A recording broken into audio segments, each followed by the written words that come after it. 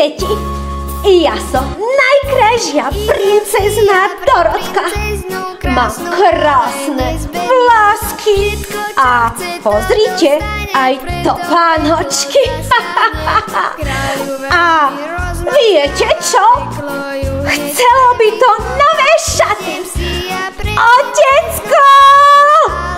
Vaše veličenstvo, myslím, že by ste nemali Dorotku toľko rozmaznávať.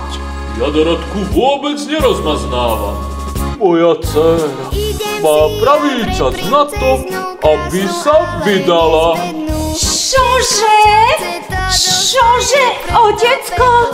Mám sa vydať za niektorého z tých šašov, čo si hovoria princovia?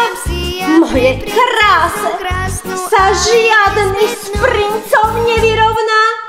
To už ma radšej môžete vydať za samotného Lucifera. Peklo na seba nenechalo dlho čakať. Pán kráľ mu dokonca ide oproti.